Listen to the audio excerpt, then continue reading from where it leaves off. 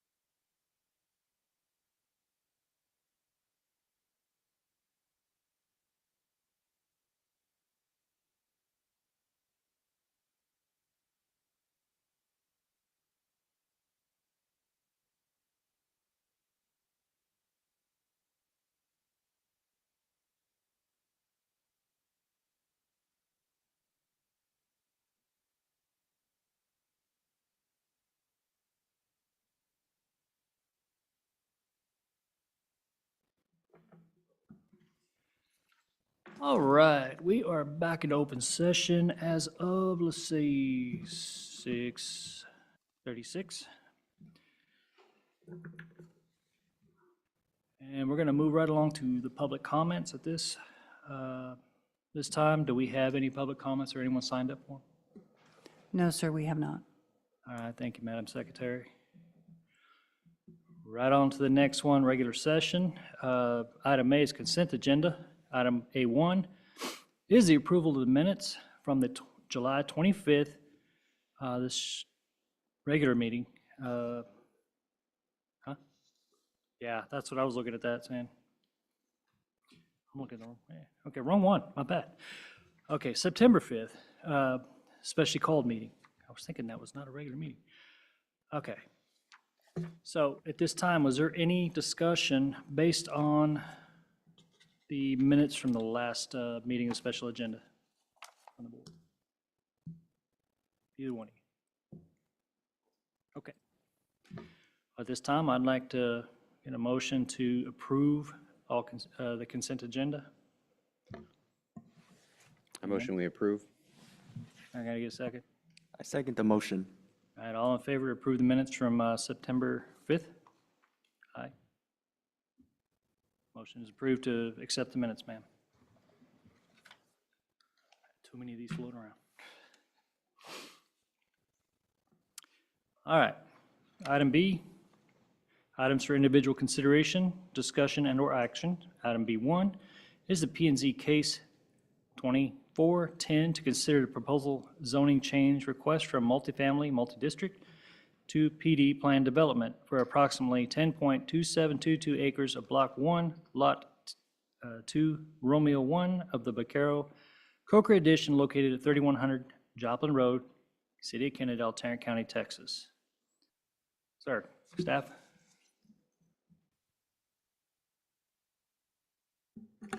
Good evening, Commissioners. Good to be with you again tonight. I want to just give you just a quick reminder, kind of a synopsis of what we discussed back in our regular meeting in July regarding this agenda item. This was a planned development, and if you recall, we held a public hearing. We had a very long, robust discussion about this particular item.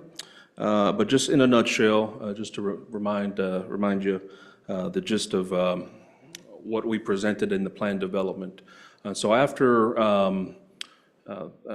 hearing from the community as far as what the wants were, desires for more compatibility, staff and the applicant had been at the table discussing ways to improve compatibility between these two existing uses. Again, these are existing uses. And the best route that we determined was to move forward with the plan development, to require certain changes in the site. So just in a nutshell, the applicant is here as well. So if I miss anything, please feel free to bring that up.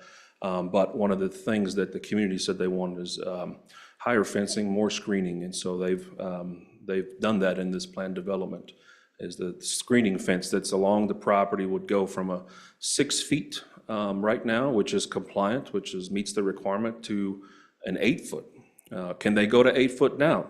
They could, but it's not the requirement. And so with this plan development, it would be a requirement because it's part of their adopted site plan that's part of this ordinance, or proposed ordinance. The other item was increased landscaping, if you recall. So they've offered, I think generously, to what I call pepper the property line with additional trees to provide additional screening between the existing single-family residential and then this one, to improve those screening between the uses. And again, the community said they had a concern about people looking down onto their property from the third floor. This higher fencing and additional landscaping would certainly improve that.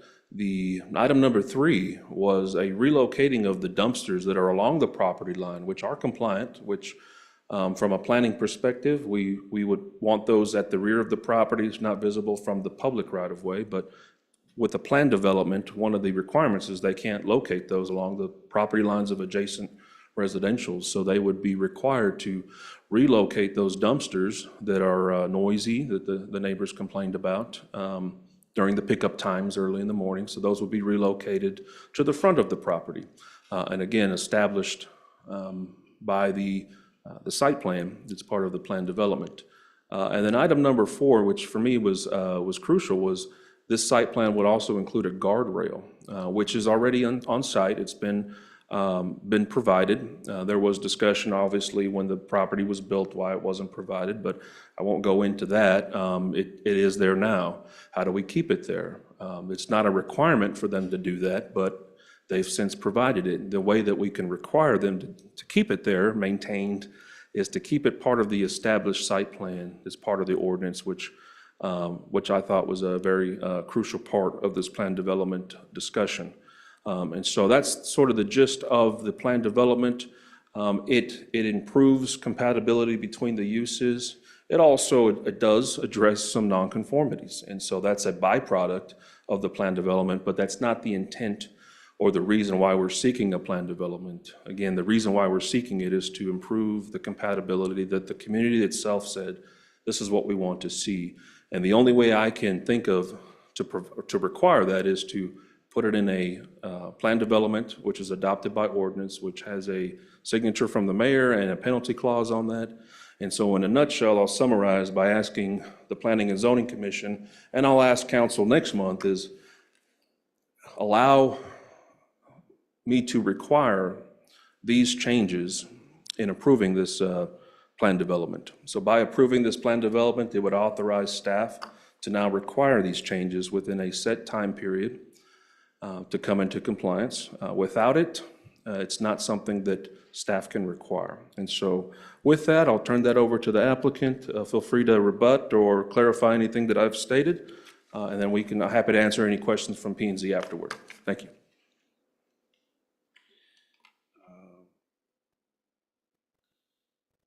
Welcome back, sir. Thank you. It's nice to be back.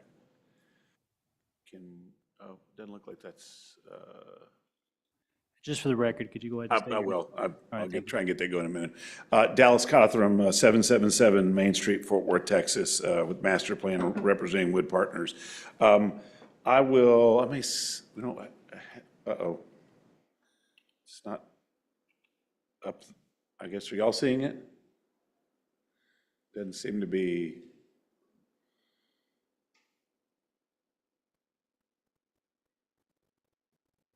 Awesome, great, thank you. Okay, and I will try to be brief. We did have I agree, robust is right. And so, I don't know, I've done hundreds of zoning cases in hundreds of places. And, I think we said last time, my client, Ryan Miller, with Wood Partners, and I have worked on things together for 15 or more years. This is just an unfortunate circumstance. We submitted a set of plans. We had site plans approved and plats approved by council and the plan commission. We got a building permit issued. We had multiple inspections, and everybody just missed this. And like last time I was here, and I've listened to the hearing at least 2 more times afterwards. And there's some very nice neighbors. And I think I tried to say this last time. They've been, I think, as nice to us, but they're frustrated and they don't understand how we got there. And all of this is very inside baseball with a lot of rules about what is a PD. And I understand their frustration, and I've tried to listen empathetically. And I think they are all saying, that they want their neighborhood to be stable and thrive. And they're mad about all this volatility. We don't disagree with them. We are trying to do that. And to this end, the only planning tool I know is to fix it, is to do a planned development district. And we're going to spend significantly more money doing it, and we will be definitely more compatible with the neighborhood. Like moving the dumpsters is not great for us operationally. They're not where they want to be. But we're going to do the courtesy pickup. It will work out fine. It's just an operational issue for us. It'll work out. It is better for the neighbors. If that's a price we have to pay, we're willing. But my client, I don't know if they're a victim, but they didn't create the problem. And I don't want them to get punished. I mean, when people make mistakes, they should be punished. They didn't create the problem. But they are willing to work towards that solution. And I think that's kind of what justice is it's closure and it's resolution. And I hope that works for the neighbors. This is an imperfect world. So to that end, you guys ask for, us to talk to our partners, our lenders, our lending partners on this. And then a couple of things happened. After the hearing, which they all watched, as you might expect, they were concerned. I mean, nobody wants this $50 million asset to be at risk. And if you were the equity partner on this, you would be very concerned about the non-conforming zoning. And we had a 2+ hour hearing, maybe? I don't know. I had a 4-hour one 2 weeks ago. Made this one look easy. So they decided to hire JLL to look at this, and then also Todd Marchesani, who is local here and a longtime multifamily, multivaried developer, also has looked at this. And we just thought you would like to maybe hear, what do we think the worst case scenario is? Because there's a tendency that, you're upset and you want to get some punishment. That doesn't always make the situation better. And so I want the commission and then later the council to be able to look at punishing my client does not improve things for the neighbors or the city. So I'll read this. This is from Eagle Realty Group, and I'll give it to the city secretary when we're done here, to the city manager. Dear Manager Hall, I am Todd Etter, a senior vice president of Eagle Realty Group. Eagle Realty Group is the investor member of Alta 287 Owner LLC, the owner of Alta Landing. We are an active real estate investor with investments in apartment communities throughout the country. We know one of the keys to a successful apartment community is a thriving area around that community. That's one of the main reasons we decided to invest in Kennedale. We believe that Alta Landing provides an affordable entry point for luxury living while also providing a significant boost to Kennedale's property tax base. We are fully supportive of providing funding for the proposed improvements contingent upon passage of the pending PD zoning ordinance, which will correct an oversight when the project was originally approved. We have a vested interest in both the continued success of Alta Landing and the surrounding Kennedale community. This complicated and unfortunate situation can be resolved by the City Council granting the request for approval of the pending PD zoning ordinance. We are sympathetic to the neighbors' distrust regarding enforcement after the adoption of a final ordinance. As a show of good faith, Alta Landing has offered, and we fully support, escrowing funds for the completion of the improvements once the PD zoning is approved. That will ensure that the funds will be available when needed and without delay to complete the improvements. We will promptly initiate all the proposed improvements when a planned development district that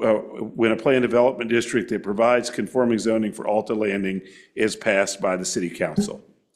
Okay, then this national firm looked at, and I'm going to summarize here more than anything else, that we have a problem that if the asset is not conforming and the construction loan comes due, there is a real likelihood of default on this.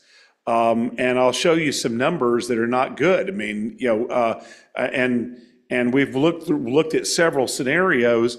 These are not assets people want to invest in when you can't insure it. And what if there's an act of God, fire, tornado, et cetera?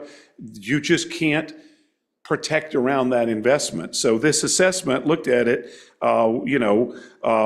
that if and it says, to summarize, if permanent financing is not achieved in order to facilitate a sale or refinancing with the existing partnership, you should expect the following potential outcomes.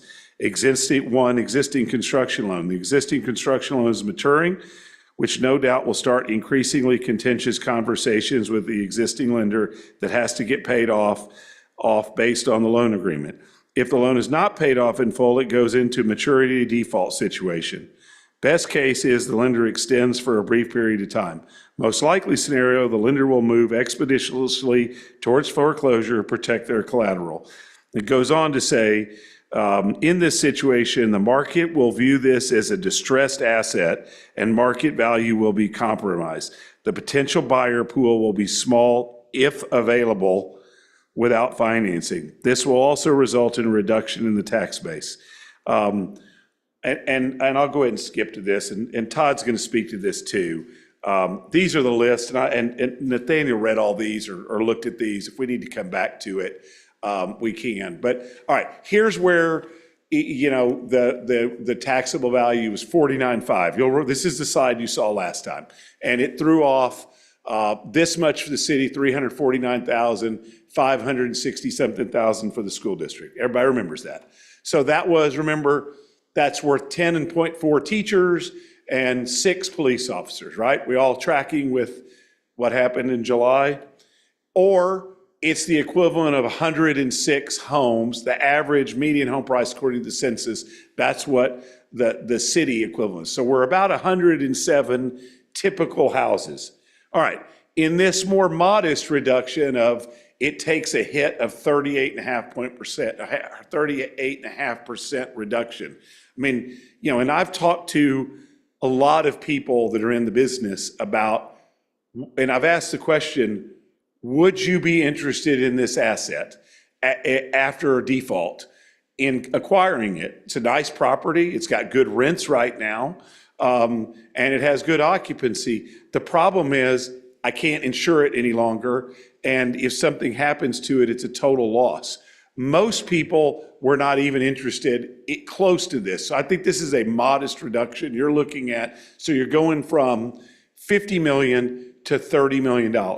And so the impact that has on the city is you go to now, you've lost almost 4 teachers for the school district, and you've lost more than 2 cops for the police department, just on the taxes, because the city's getting a lot less taxes than they did before. You know, the city's going to lose $140,000 a year in taxes because of the dip in the appraisal value by $20 million. Okay, so, or that's essentially like 18 homes nearly disappeared from Kennedale paying taxes. I think still maybe not even the full reduction of 42.5%. So now I've gone from 50 million to 28 million. The only reason somebody wants to buy this is that they're getting it at such a good deal, they're taking on incredible risk. I mean, I would not participate in this investment, and most people I talk to aren't that risk tolerant. But even if it only went down this much, it has a huge loss for the city that we've lost again now more than 4 teachers and 2.5 police officers nearly, or 22 houses.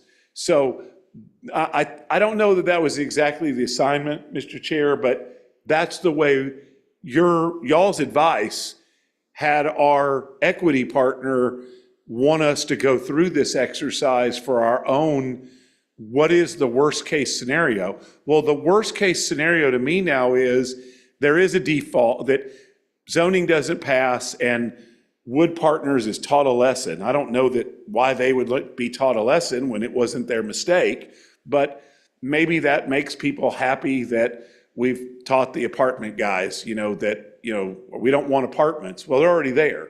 But what the real result is, everybody loses.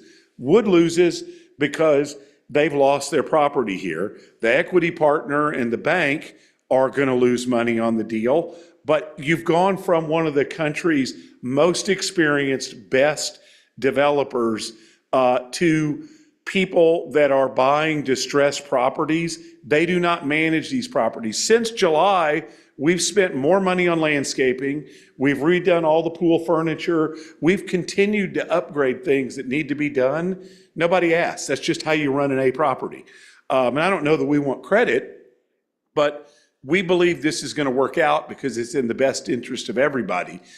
No one wants, and I understand the neighbors' concerns, and they're legitimate, and they have every right to outrage, but this does not good for Wood. It's not good for the city. It's also not good for them for this to go into the hands of an operator that will be less well-funded and that they're not going to do all of those maintenance things. So, I think we're asking for mercy and some justice here where you help us resolve a problem and protect a $50 million asset. Remember last time we looked at most multifamily properties continue to go up in appraised value over time as rents increase. This is still a very stable asset. It will find that institutional investor at some point if they can get a conforming loan. If it doesn't, we switch from the A guys running an A property to the C or D guys that run this like they run D properties all over the Metroplex. And you do that by not having amenities and the credit checks on people. And Todd may talk about some of these things, but I know there's a tendency to want to punish because you're outraged. How could this happen? I'm not sure any of us know now how it could happen, but it has. And we're all here, I think, united in figuring out what is the best solution. Part of the solution is Wood is going to spend, many hundreds of thousands of dollars on making those improvements. And really everything the neighbors have asked us to do, we've said yes. Now I know, that they are, I'll go back. There was some, they don't like that we didn't do it before. Well, why don't you do all these things now? Well, a lot of it is we don't have the money. Our lender, here's your letter. Not your letter, but the lender's not willing. I mean, it's sort of like I would have loved to have gotten my doctorate from TCU. Hey, I promise I'll pass all the exams. I'll do all the work. Give me my diploma first. I'll write the dissertation. Trust me. That's not how it worked. I had to take all the classes, I had to take all the exams, and I had to write the dissertation. It was miserable. But I got it done, and then they gave me the diploma. It's sort of like that here. And I don't know if that's a good example or not, but it's what occurred to me. I understand you could build the fence now. Yes, if we went and asked for an 8-foot permit, 8-foot fence permit, we'd do that, but it's $200,000? Yeah, I mean, that's a fairly significant improvement, we believe, and we're willing to make it. And I think it's a reasonable ask on the part of the neighbors for us to do that. But we have to have conforming zoning to be able to do that. And the reason they say, well, we don't trust that you'll do it because we can't trust that the city, will enforce the ordinance. I've listened to that part on the tape a number of times. I'm not saying they're wrong, but there are 160 plus municipalities in the Metroplex. I have never encountered this. I mean, and if you don't think you can trust the city, you can certainly count on the state that they'll make the city enforce it. I mean, we want this to be in a PD so it's enforceable on us or the next buyer or whoever it is. And I think that's why PDs are such good tools. When these guys look at deals and they're buying a PD, they know, okay, here are the things we have to do. All right, we'll bake it into our pro forma. We either do it or we don't do it. It really is an excellent social compact. I know it hadn't happened before. It sure would have been great if this happened at the beginning. If we had a dispute, then we'd just deal with code enforcement and it would be easy to resolve. It either is or it isn't. That's where we want to get this thing to. We hate that it happens. So I don't know if there's anything, I think we went through all these.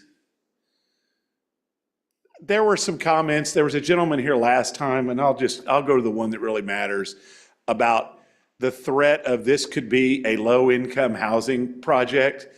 Here are what they have to be for Tarrant County. The households, the incomes. Those are our incomes.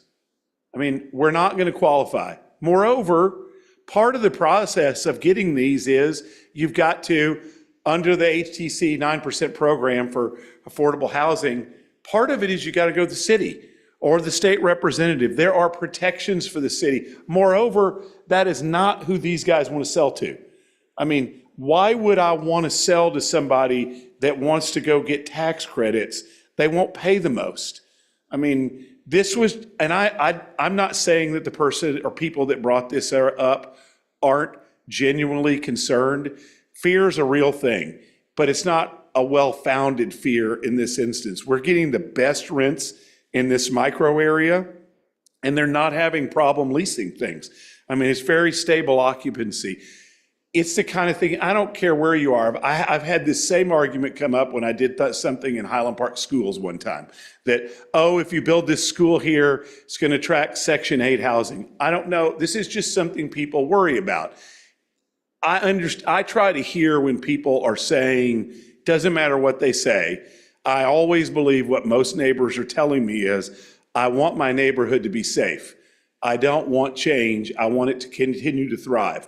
I think those lists of things we're doing in the PD that are required of us, and we're happy to have, as Nathaniel suggested, happy to have a time frame in there. You have to do these things by X date, so long as it's a reasonable date. We'll comply. So I think that's, this is what we're doing. We're trying to drive down into the future. And good driving and good planning are the same thing. If I am trying to drive my car and using the rearview mirror to look at all the things that happened in the past, I can't get there. The destination is, we want to have something that has high taxable value. That taxable value, that's good for your schools and for the city. It's also good for my client, and it means they're willing to reinvest in the property. It's also good for the neighbors because you get a higher level tenant, and it's well maintained. Everyone's interests are aligned. I know people's feelings are hurt. And no one in this room, to my knowledge, had anything to do with how it got broken. We all can participate, though, in how it gets fixed. And this is sort of like I thought of the Merchant of Venice, that the quality of mercy is not strained. I mean, we need the raindrops. We can't control that. We need your help in making sure this thing that there's good governance that's tempered with some mercy and justice. And we're part of the problem. We're going to be the one that provides the funding for the solution. Happy to answer questions. Thank you for your time and interest. Would you like to hear from Mr. Marchesani next?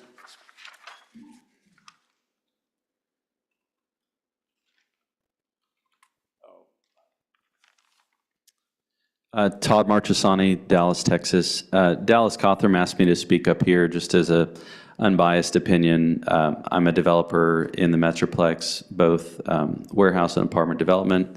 Have had experience building Class A multifamily similar to this project, working with institutions, high net worth investors, and family offices that would could be ultimate buyers for this type of property, provided that the zoning is in conformance. So, 18 years in this business, I've not been involved in this case, so I'm a little bit just coming in and trying to understand some of the concerns. But for me as a developer, of course, you always want your zoning to be in conformance, or you want your development to be in conformance with your zoning. This seems to me like a once-in-a-lifetime type situation, so that we're trying to correct, or Wood Partners is trying to correct. It's great that Wood Partners is here at the table. I think they're one of the best developers in town, so that's great that y'all have that going for you. In terms of, in my opinion, if the PD ordinance was not approved, you really only have downside risk. There's no upside. If it's not approved, much like Dallas mentioned, it's a non-conforming use for the lender. It's unlikely you're going to get a refinance. It's unlikely another bank is going to come in and put permanent financing to take out the construction financing. If that's the case, likely goes back to the lender. Lenders are not operators, so that's the least good outcome. They'll likely hire a third-party manager just to kind of bump it along until they find an ultimate buyer. At that point, that ultimate buyer does have additional risk because it's a non-conforming use. That ultimate buyer could operate it just fine. I would venture to guess that they're not going to operate it as well as Wood Partners, a Class A operator that built the development.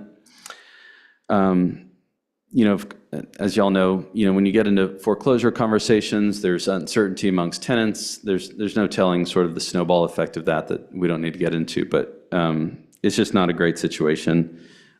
Of course, insurance is an issue. Anybody that's looking for compliance is going to have an issue with this this development in the non-conforming use. So getting property insurance in the future is going to be an issue. It's likely going to lead to increased vacancy at the property, of course, reduction in taxable value. So these are all things that you guys have heard. Happy to answer questions sort of unbiased, but that was what I was asked to do, talk about. Thank you.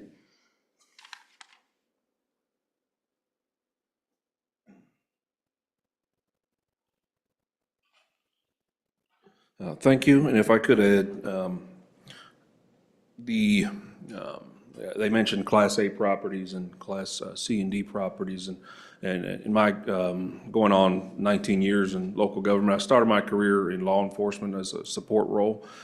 So I've worked, and then I got into code compliance, and I've worked in both those particular roles, worked in Class A properties and properties that weren't what I would call distressed properties. Properties that were purchased at a significant discount and operated that way. And it's certainly a concern that if the property itself falls into that sort of category, certainly on the code compliance side of things, we would have some challenges. And so that's just my personal experience with dealing with these types of situations on multifamily property. And so with that, I'm happy to answer any questions from the commission. Happy to do so. I got one for you there, sir. If this is approved to PD, is this going to be a true 100% compliant? Or is there still going to be some rough edges, if you will, that are going to hang out of compliance? No, everything that we've got on the plan development addresses what some would call a nonconformity, but also the other issues that were raised by the community as far as improved screening compatibility. The complaint, I think the major one, the complaint that we received were the dumpsters on that. But that we've taken the time, and we've been working on this for quite some time to make sure we don't have any other nonconformities out there or issues that haven't been raised or been addressed. It even requires us to have additional landscaping, because our landscaping plan is more than code. So when it goes on the plan, it doesn't matter that we are guaranteeing that forever we will have more, whatever we're showing on the plans, what we have to have, and we're already exceeding that, but we're just codifying it. And I think one of the big other concerns, not only was the trash, was actually the standoff distance from the retaining wall to the property lines. And I'm assuming there's really nothing you can do about that. So my assumption is it's not necessarily going to make it completely compliant. But that's what I was asking, if there are other things out there that we may not be privy to, not driving by the place itself and taking a look at it, also being discouraged from doing so. So that was the question. If you're referring to specifically the retaining wall and a requirement to where a retaining wall can't exceed 5 feet, and then it's got to taper off 10 feet and then go up another 5 feet, one of the efficiencies of our current zoning, which we're actually updating, and that won't be in there anymore, is it doesn't take into account engineering. And so the code says anything above 4 feet has to have an engineered design, period. But actually it's more specific than that. It says anything that's a foot or more, anything that's holding a surcharge has to have an engineered design. It does not allow for, our zoning does not take into account the engineering discipline. And so what you have there is a retaining wall that's been engineered, designed. The city's looked at it, the city's engineers looked at it, and there's no reason why that can't be, that doesn't exist. I wouldn't even consider that a nonconformity per se, because it's been engineered it's been built to an engineered design. And often what you get in development codes is things like that written by city planners, but not necessarily city engineers. And so that's my take on what's currently in the code. Now, this development, again, would establish the site as is. It doesn't increase density. The retaining walls, obviously, it's just not technically feasible to redo that. And so I would say that this plan development does address all workable issues. We did do a third-party report on that wall because there were some concerns. I don't know if there were concerns. They just wanted to know, is it done right? And we provided that report to the neighbors. And it said it was built as it was supposed to and it's performing as it should. Now, we are cleaning up some of that dead space down there and putting in more rock. You know, that was just more concerns about runoff, period. Our civil engineer said that, you know, we are meeting the expectations that they set for it and that the city did, but we're doing more to make the neighbors happy. I mean, we're not saying they're wrong. They may be seeing the runoff.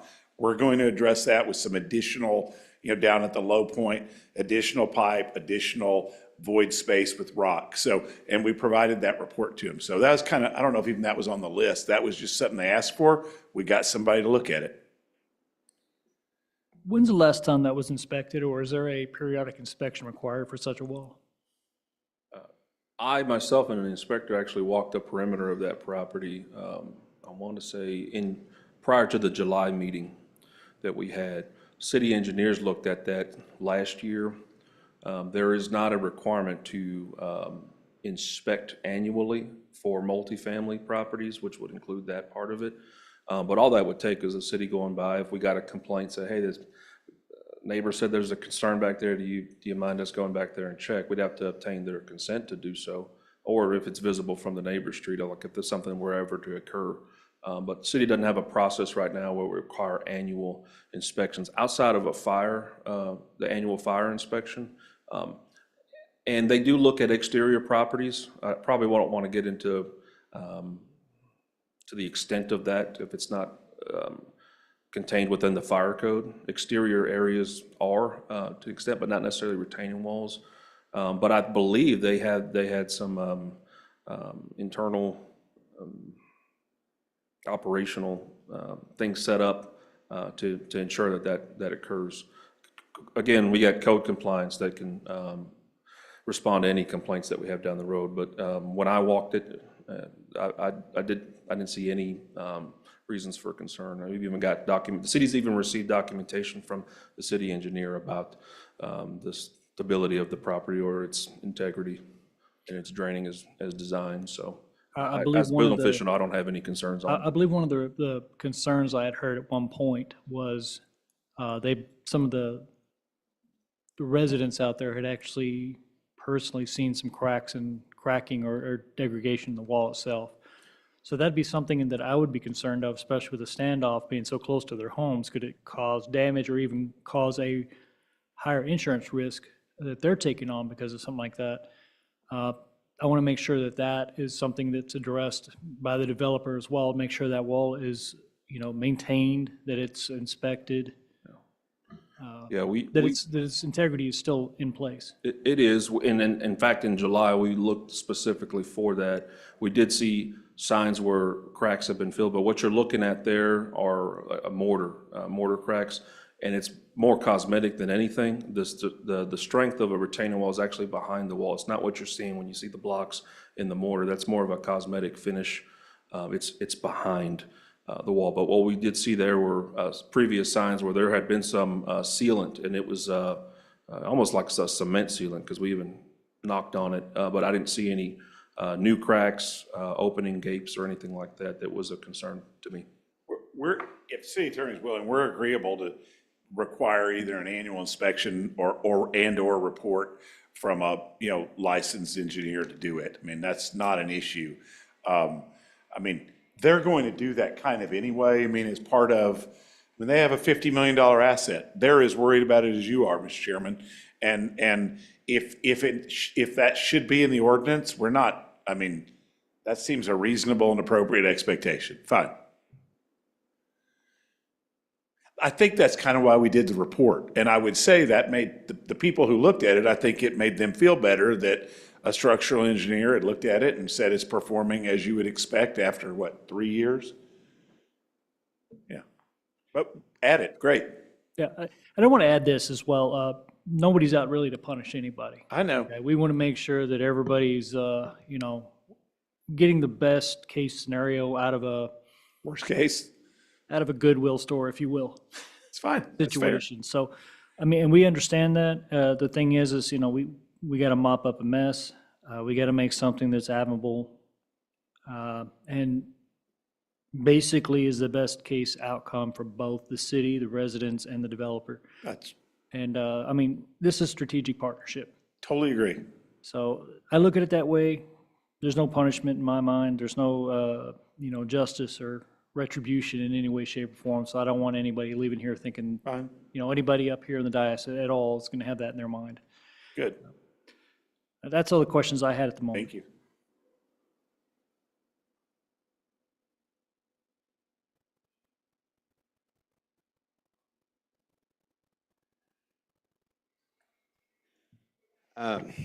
So have we received any, so of the individuals that had signed in opposition, I know after the meeting, y'all met with them again.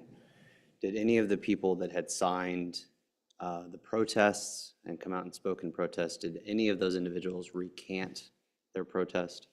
Because the information in the packet is from the 7:15 packet. Yeah, the staff is not, we had not received anybody recanting their protest.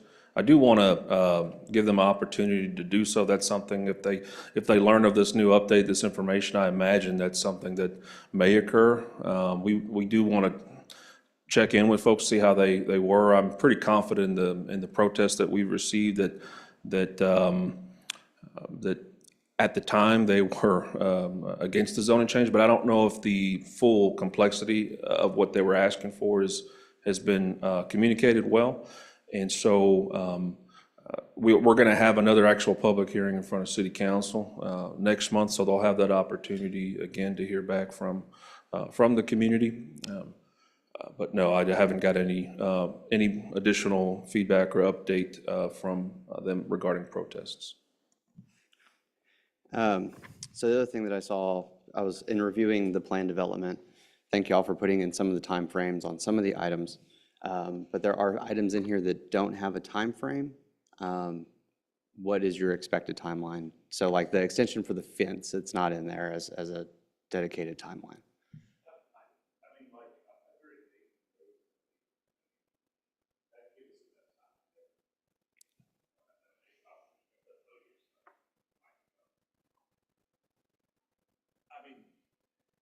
Our intention's to start doing them right away, but you got to get the materials and I think, we'd like it to be commencement, not completion. We don't know how long it'll take to get some of these things. So, I think 180 days would provide enough time to complete in any of those things on the list, including moving the dumpsters. Okay, so you're saying that y'all could We would commit, start, y'all right, could we would, commit to we would, say- right, we would have commenced everything, all the chores would have been commenced within 180 days after the passage of council ordinance. Thank you. Yep. Would that be something you're willing to kind of keep touch basis with those residents around there? Sure. As far as, totally get the whole lead time and requirements for materials as, reengineering, whatever it may take. The ordinance requires us to have an annual meeting too. We certainly can do that and let people know, hey, here, let's say it passes council in October, you're getting into the winter, some things maybe, but we would set we'll try and do that for council is here's what we think our timeline looks like for all of these chores, if you will. And then keep them informed. That's a reasonable thing. We want them to know, and then we'll want them to know when we're done. Like, hey, we satisfied everything on the list. Do you agree? Okay. And probably want to go over with staff too, like, hey, we're checking these things off at a good pace. I think the biggest thing here right now is going to be communication. It always is. Yeah, Nathan, are you able to work with the developers to make sure that the residents and the homeowners association associated with the neighborhood nearby the complex receives updates? Absolutely. Yeah, including by mail specifically. One of the great things is they've done a lot of things voluntarily on their own, so Big Brothers doesn't have to check in on them from time to time. They've done a lot of things, but we're happy to, and we've been in constant communication, so I don't imagine that's going All to right. change at all. Yeah, in case the developers need any support or any help whatsoever to. It's been very helpful. Yeah.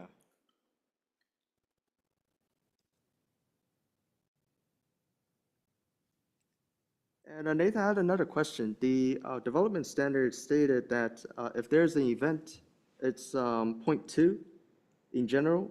It says that in the event of a conflict between this ordinance and the site and landscape plans, the site plan shall prevail. Were there any other pending conflicts that you saw that could conflict between the ordinance and the site plan? Let me speak to that. So that language is pretty typical in ordinances, and what that is saying that, let's say a future council down the road changes some landscaping rule or something like that, that maybe it's more restrictive, maybe it's less restrictive, right? Because we often see that the ordinance itself, it states that this ordinance and this particular site plan has to be adhered to regardless of any future changes in zoning, because we know councils change, we know zoning changes with that. So anything down the road, in fact, I've got projects right now that had a planned development from 20 years ago. Their failure to be specific is causing me an issue today, right? And there's also been some saving graces where they were specific in the planned development. They put exhibits in there to where a future staff, 20 years, 10 years down the road, could still hold them accountable to that particular standard. And so what you're seeing in there is that in the event that there is a conflict, meaning it conflicts, this PD conflicts with any zoning ordinances that exist today or down the road, this planned development language would supersede that. Site plan would supersede that. And I run into that quite often in building code situations as well. So it's a pretty common piece of language there. And I think it speaks to Commissioner Malkowski's comment about, is everything going to be in conformance? Yes. Essentially, the site plan is an as-built survey. It's everything out there. The dimensions are accurate. And then there's a landscape plan that is too.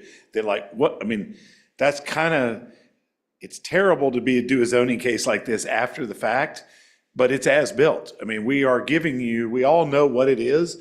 We're just saying, hey, when it passes, let's hope, council, this is the approved plan and it has to stay in this condition. That's good for us, it's good for our lender, easy for code enforcement. I mean, we all know what we're dealing with, including the neighbors. So if something goes out of whack, they know. In 20 years, they know.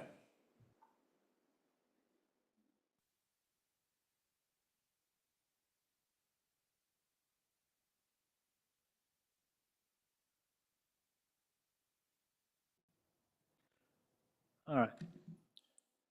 So I'm just going to put this out here for kind of like discussion on the board, as well as you. I'm seeing there's some good headway's been made since we first met with this. I do see some opportunity to continue to improve. Some of the things we definitely want to look at is, contingent. Contingent seems to be the word of the day. Conditionals of something like this, if approved, definitely want to make sure that that retaining wall has some sort of inspection. We definitely want to make sure that the trash, I'm going to say the trash pickup's kind of I know it seems like a small thing, but my concern on something like that is the dumpster's moved. What's going to stop the tenants from flinging their trash over the walls into the folks' yard? I mean, that's not necessarily your problem, but that becomes an aggravation as well. How does that mitigate it? Not sure. But it's just something I want to put in your head and also keep, those that are watching in mind and those that will watch this as well. Is there a way the apartment or the management of the apartment can make sure that if that occurs, that it can be dealt with, i.e. maybe security systems, that type of thing, being able to be reviewed. I want to make sure that, these apartments and that HOA they're good neighbors, and we stay that way. Definitely want to make sure that some of the other contingencies we were discussing earlier, those stay on as a condition to approval that we would recommend. And keep in mind, we are just a recommending body. We can only look at something whether it makes legal sense.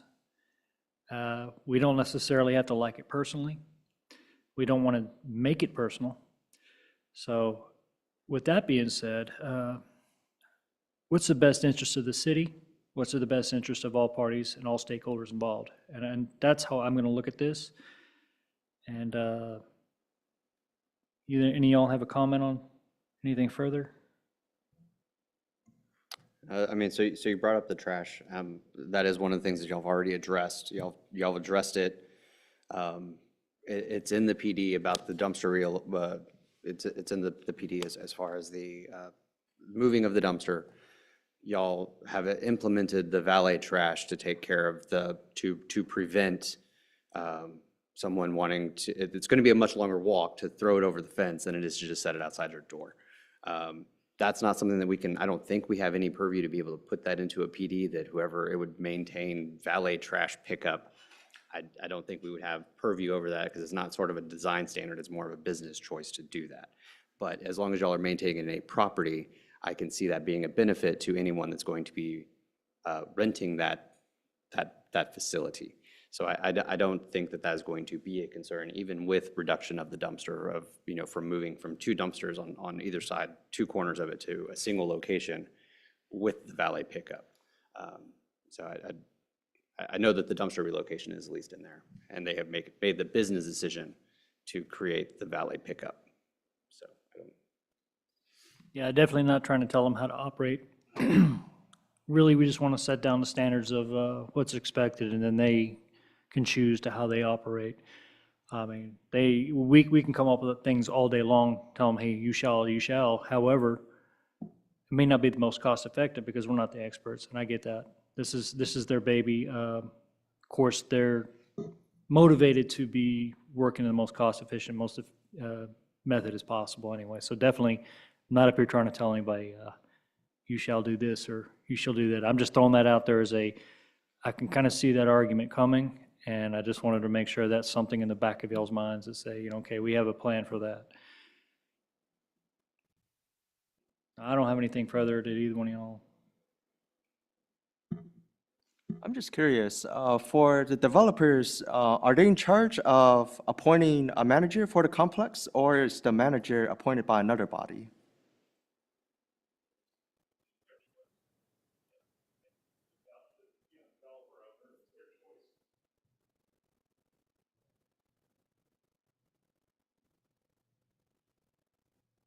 Any further discussion?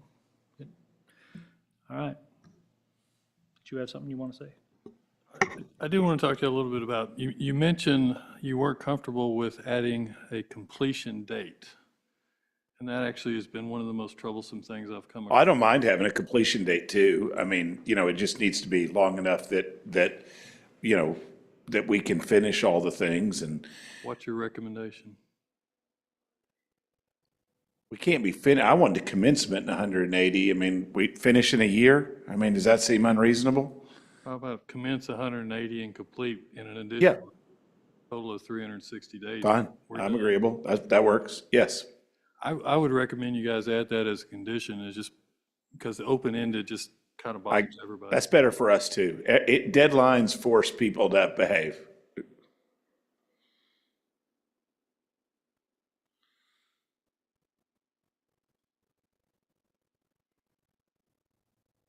Okay, so noted. That would actually be a conditional. A completion date to be formalized. And I've had to do this in the past where we have to provide a letter to the city saying we've completed all the things, so that they know we are saying we're done. So that ought to be in there too. Probably subject to mutual agreement. Yep, Yes. yeah. Bilateral, yeah. We get something back from the city, everybody will know, like, hey, we all shook hands and got done, and good, we're all done with it. Okay, definitely want to make sure that's in the place, that there's some sort of a, shall I say, a formally informal discussion, or shall I say, a line of communication, I guess you could say, through the HOA, whether it's the HOA itself, through the citizens, or maybe you're even coming out quarterly, discuss, a representation, or the manager, or someone, a representative of the apartments over there, going over and just kind of doing a meet and greet and checking the pulse of how things are going.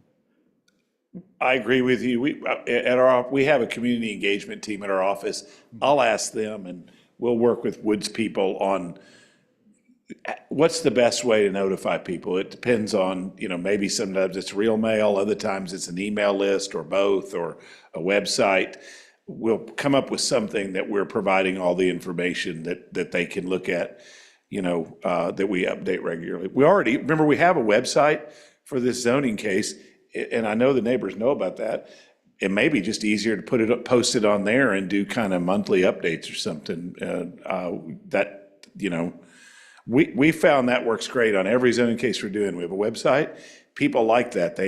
Whether they like or in favor or opposed, they understand what we're asking for. And there's no reason we couldn't use the same thing after the zoning's over about construction and improvements. Y'all are okay with that, aren't you? Yeah, fine. Is that okay with you? Send That's people a letter, fine. remind them? But Yeah, Yeah, I think maybe just every 30 days. great. We've got a 360-day window here. Every 30 days, we're going to get an update on the website. Yep, Status report. yep, great. And after that, maybe semi-annual, just to shake hands and discuss issues that are. Well, coming up. the ordinance requires us to hold an annual meeting. So we would do that. And, I have some PDs, a PD that I did in 2006. It was very contentious at Walnut Hill and 75 in Dallas. And now when that meeting happens, there are usually drinks and people have a good time because it ended up being an awesome project and everybody loves it. But there's still a requirement for an annual meeting and we do it and it's not a burden. Okay. And of course, my personal concern was the integrity of that retaining wall to ensure that that one is going to be at least inspected. And I'll say too, to be determined, discussed with the city council and staff on what would be an agreeable periodic on something like that. But we definitely want to make sure that those folks over there, and yourself, it's just behoove them as well to make sure nothing's. We're happy to be required to provide an annual report provide to the city, on the first one would be due 1 year after council passage. We'll just do one, kind of do the work every summer after it's been the rainy season. They get the report, they submit it in every October. That doesn't seem that hard to do. And did any other contingencies or thoughts on those? If the property were to be sold to another managing company, for example, would all of these contingencies that are lined out in the development plan also be transitioned along with the sale of the property? They have to, and in this instance, Wood uses a third-party firm. It could be that whoever Wood sells to just uses the same management team even. I know that happens from time to time. They could sell to someone that does it themselves, but the buyer and their lender are going to understand they're inheriting all these obligations, like we have to have a neighborhood meeting, okay. We have to, we got to keep this 8-foot wall. They're going to know all those things. And I will tell you, we do tons of due diligence for lender letters all over the country.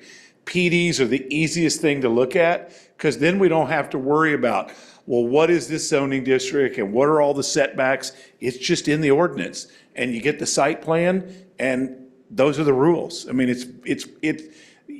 I think PDs are the easiest things to adjudicate. That's the rule book. It's a very short rule book for that piece of property. So yes, they'll inherit all these burdens. Yeah, that's actually called a liability transfer. All right. Thank you. No other discussion? We good? All right, well, at this time, I'll go ahead and take a motion to approve PZ case 2410, considering the zoning change from multifamily to PD with the considerations to go forth in front of city council for discussion. Do I have a motion for that? So I motion we approve PZ case 2410 to rezone the multifamily request to planned development with the following conditions: that all projects will be commenced within 180 days and all projects will be completed within 360 days of council approval. Additionally, another condition that we want to include in the planned development is an annual inspection of the retaining wall. In addition to the projects being commenced, there will be monthly notifications made to both the city and the residents of Steeplechase. Can I get a second? You don't have to repeat all that. Yeah, I second the motion with the following addendums. All in favor? It's going to be unanimous, 3-0. Thank you very much for your time, gentlemen. We wish you luck in front of the city council. Make sure that you are ready to re-engage all that discussion. Best of luck.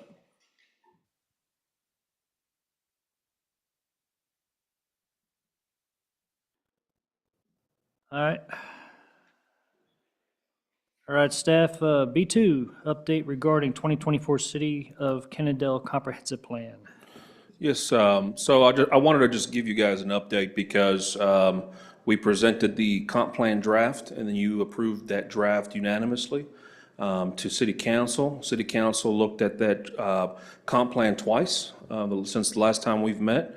They've made some revisions to the future land use plan, specifically from, in your mind's eye, if you can think from Little School Road down to Eden Road, the future land use plan was kind of showing that all commercial. So we invited folks come on out. They come on out. A lot of the business community that was there voiced their opinion. Council asked that be reflected back to show future land use as industrial. And that's actually not that different from what we have today in today's future land use plan. They also made some recommendations about, I believe it was Tower Drive, showing that as industrial. Right now, that area is a planned development industrial. It's essentially commercial, sort of semantics in a sense, because it allows for commercial uses that aren't allowed in industrial. So it's a planned development industrial to make it commercial.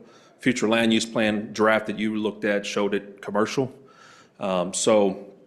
We'll make that final draft before it's printed and goes up on the website, but I wanted to just provide you an update that all your hard work, some of you served on the steering committee, your recommendations to council, and now we've got an adopted new comprehensive plan in the city. So that's the update I have for y'all.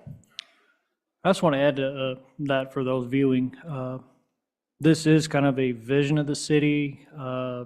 Shall I say I don't know, 20 to 40-year vision of what may happen or what may occur, or the kind of the wishful wanting and desires of the city and its residents. Now, it doesn't necessarily mean that it won't change 5 years from now.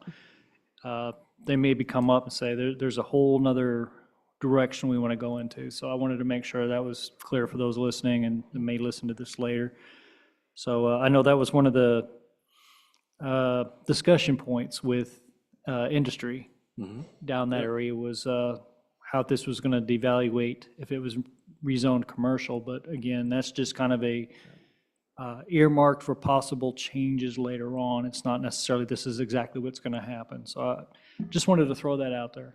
Yeah, just a guide, and that things can always change, right? Things can always change. And so I think there was even discussion about if the council will budget for it, revamping that thing every 5 years, having a review. A lot of cities, what they do is they put in place a long-term comprehensive plan, and then they adjust their strategic plan accordingly, right? To say, where are we at on the plans? I know the city has had plans that just have kind of that haven't been updated, they haven't been staff or council itself hasn't really checked in on where we're at on that overall plan. So I think they've got plans to do that, and I look forward to them resourcing that particular endeavor in the future. Well, I'm glad we're moving past Vision 2009. Hey, I had another question real quick, and it's right along the same lines real quick, and we'll wrap this up. The old drag strip. What was it showing, if I can't remember right off the top of my head, as far as that plan, and then what its current zoning is? It's current zoning commercial right now, I believe commercial 2. Future land use plan, just like it shows today. Today it shows it as neighborhoods. We got a little bit more specific. And so with this future land use plan, it showed it as medium density. And so what that is sort of like planned developments like we've seen here recently. I believe that metric was like anywhere from 6 to 7 units an acre, something of that nature. That's what that was showed on the future land use plan. And my assumption That is one area. of the discussions that the council's going to kind of mull over with things like that is going to be, for an example, that's probably going to be an EPA nightmare in that area. If a drag strip ran there for a while, I can imagine there's going to be some re-soiling of some topsoil at minimum, just to, Well, most of that was done on pavement, I believe. That I would imagine they'd probably utilize a lot of the existing pavement. There's a lot of concrete out there, and it's solid. And so that could, where you see a driveway, that's going to be someone's street in front of their house, you know. But they won't be going the same speeds, obviously. But yeah, I imagine that. But from what I understand, they got, I think, a clean bill of health. There'll obviously be some engineering review, floodplain review, if they're going to develop in the floodplain, which I imagine they're going to study that because they probably want to reclaim some of that floodplain area. But certainly. okay. And that was just something I was just kind of putting out there to see if that was looking to be addressed in the future. Either one of you guys have anything for him, or you good on that plan? Yeah, sounds good. That's got to be the shortest thing I've ever heard you say. All right. Well, at this time, I'd like to go ahead and motion to adjourn. No, it was just a No, discussion item. It's an informal.